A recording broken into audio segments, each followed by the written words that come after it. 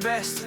You can be the King Kong banging on your chest. You could beat the world. You could beat the world. Good afternoon.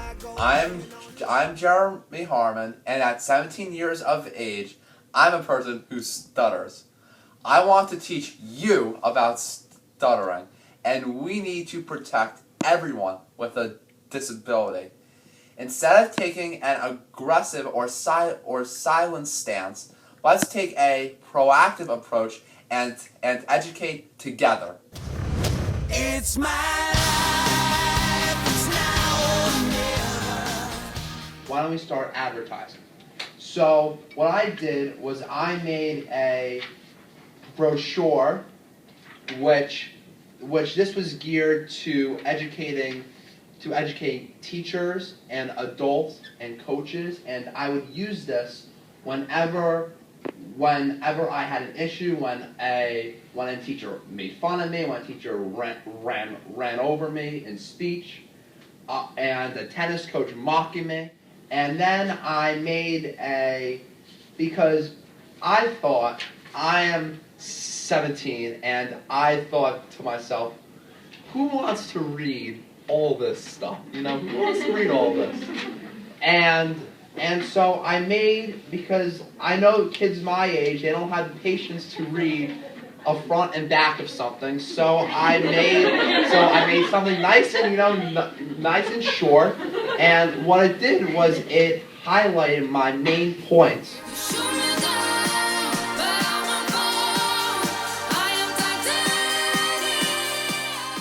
When we're reading out loud, for someone that stutters, reading out loud is terrible because you're nervous, especially when they say we're going around in a circle and you're gonna read.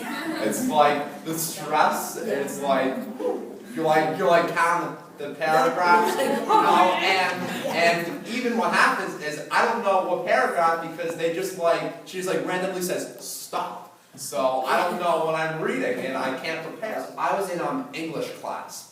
And so it's a class of 10 kids, and what happened was she asked, what is a connection? My hand goes up and she says, Jeremy, and I say, A, and I had a bad block on the word connection. A block is when you literally stand there with your mouth open and no sounds come out. So I was like that for 3 to 4 seconds, which is a pretty severe block for me. So while I'm in my block, she skips over me and she says, well, Jeremy, next time, if you know the answer, please just say it. If you don't know the answer, and you don't know what you're going to say, please do not raise your hand. And I thought, instead of screaming at her after class, because I was really upset, she embarrassed me in front of all my friends.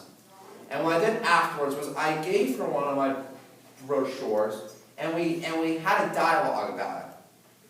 And instead of telling her, hey, you made fun of my stutter, I was more active, and I told her how I felt, and I said, I feel offended, and what you did really offended me. I'm not sure if you were aware of what you did, but I felt like you discriminated me because of my stutter, and I knew the answer to the question. It just takes me longer to get my words out.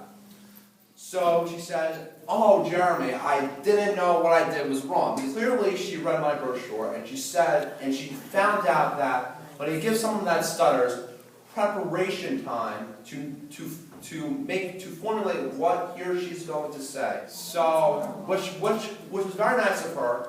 2 paragraphs before my turn, she tapped me on the shoulder quietly and said, hey, Jeremy, you are going to be reading. So I had time to use a tool called continuous phonation, which chopped my phrases, and it allows me to pause and keep my phrases short and fluent. If you've watched the movie The King's Speech, they do it very well in that movie. Say what you wanna say and let the words fall out. So what I did was, during my lunch period, was probably the most nerve-wracking experience of my life. Imagine going up to a table of 10 kids that ridiculed you about your religion and about stuttering. And what I did was I went up to the quote unquote ringleader and said, Matt, I made a Q&A about my stuttering, and I would just mind if you quickly glance at it. So I give the table of 10 kids my Q&A, and I'm busy there shaking because it was so nerve-wracking. It took me days and days and days to build up the confidence to do this. And then 5 minutes later, instead of throwing all of them out, he gives them back to me and he says, good stuff, Jeremy. So it just shows that that every rude, insecure kid, they're just not educated. My speech therapist always says you can educate 95% of the people. Then there are the 5% people that you just can't educate. And these kids were my enemies, but now we are friendly, and they will say hi to me in the hallways because I shared a piece of my life with them. What doesn't kill you makes you stronger.